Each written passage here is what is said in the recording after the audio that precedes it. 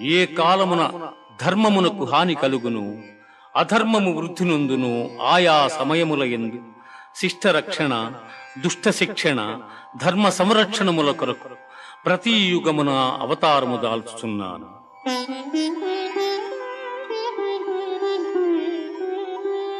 వీతరాగ భయ క్రోధాః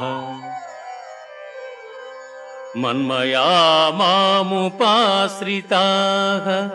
బహవో జ్ఞాన తపసా పూతా మద్భావమాగతాః.